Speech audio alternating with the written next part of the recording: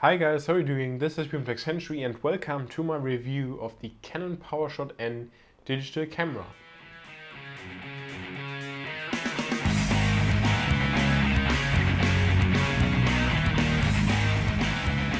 So to get started with this review, let's take a look at the hardware and design of the PowerShot N.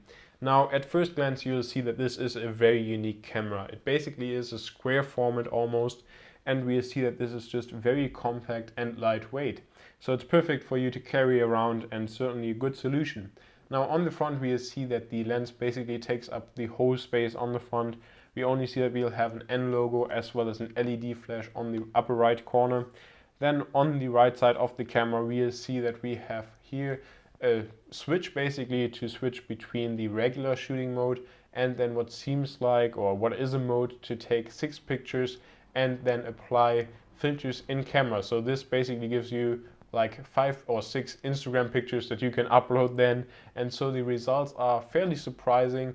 I'm not sure why they needed a dedicated switch for this, but still it's a nice addition, and overall the pictures that come out of this with this filter are pretty nice.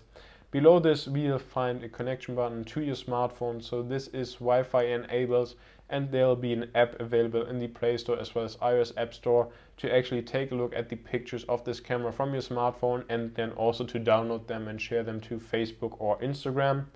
Now unfortunately you can't control the camera over this Wi-Fi connection, which is a real shame. Below this we'll find a playback button which just shows you all the pictures and videos you've taken with the camera. Beneath this we'll find a flap that's basically just says digital on it. Behind this is the micro USB port. This is not only for transferring your data but also for charging. On the bottom of the camera we'll then see that we have a micro SD card slot behind this sturdy flap right here. This is actually the first camera that I've ever used that has micro SD and not the full-size SD card. But given the size and just overall compactness of this camera, I think it's definitely clear why Canon had to opt for this solution. And since I have an adapter and these cards flying around anyways, it wasn't a big deal for me. Besides that, we'll also see that we'll have here just the regular tripod mount, so you can mount this to a tripod without any issues. And then we'll also see the battery compartment right here. Now, small camera, small battery, but I can assure you that this lasts long enough. I never had any issues with the batteries and I rarely need to recharge it. Then on the other side we'll just see that we'll have the on and off switch, and then what seems like those hooks here on both sides, and these are actually used to actually attach this little lanyard right here so that you have a little bit of grip, because that's one of the downfalls of this camera. Because it is so small, it rarely has any grip, but with this lanyard you basically have a good solution for that. Now on the back of this camera we'll then see the touch screen. This is also capacitive, so basically the same as you'll find on your smartphone. We can also flip out the screen 90 degrees, and as I already mentioned in my unboxing, I have to say that I really wished that Canon opted for a solution that allowed you to flip the screen 180 degrees, because that would have been perfect for vlogging, for example, and just for recording yourself. Because this isn't the fact, because this is only 90 degrees, I honestly have to say that I didn't really have any use for this flip out screen, and 99% of the time I just used it closed, and a lot of the times I even forgot that you can even just flip it out, because it doesn't really make sense to me to run around like this and then take pictures. So I really hope that Canon will fix this in an update and maybe build in a 180 degree screen so that you can see yourself, and then I think this would be the perfect vlogging camera.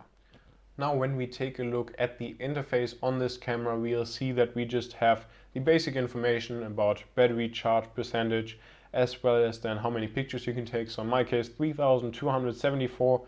I have a 16 gig SD card in there, as well as 44 minutes of full HD video. Also, if we just press auto right here, we'll then get to a menu where you can select the recording mode. So hybrid auto program is where you can select basically everything like exposure manually. Then also the fisheye effect. On the next page we'll find miniature effect, toy camera effect, and all of those modes get pretty nice pictures, as well as here monochrome and soft focus. Now one of the highlights right here, at least for me in the beginning, was this super slow motion video. And if you look at it, or if you record it on the camera and look at it on the camera, you're saying like, wow, this looks amazing, can't wait to see this on my PC. Now, this changes when you look at it on your PC because, as with most of these slow motion recordings, the resolution is so crappy that you don't really want to look at it. But besides that, of course, you can still just do the regular full HD recording. Now, of course, one of the most important things about cameras is the picture and video quality. And I have to say that at first I thought, well, this is a lifestyle product. I can't really imagine that there's good picture quality coming out of it. And I have to say that I was wrong. I have to say I'm pretty impressed with the pictures that the camera produces. The colors are rich but not oversaturated and also very sharp. Now, video quality is a different story, unfortunately. As I mentioned before, this super slow motion video is basically unusable because the resolution is so small. Besides that, the full HD video was okay, but I wasn't really too impressed, so I would certainly not recommend it as main video camera. Maybe if you want to try vlogging, but then again the screen gets in the way. So I have to say it's not the best solution. So if you want a camera that gets good picture quality, has a good zoom, optical zoom, I mean of course digital zoom basically sucks on any camera, and then I have to say the PowerShot N is a great choice. It's very stylistic, and at a price of around 300 bucks at the moment, I can definitely recommend it. It's a big step up from your smartphone camera, of course. Certainly not anywhere near DSLR, but for the size and the price, I think this is a good product, so I can definitely recommend it.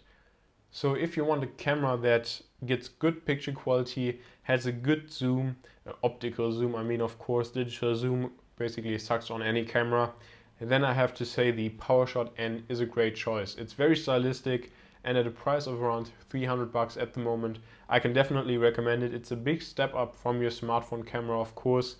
Certainly not anywhere near DSLR, but for the size and the price, I think this is a good product, so I can definitely recommend it.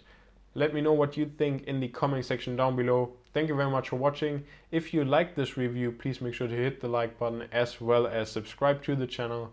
Thank you very much for watching, and I really hope to see you in my next video.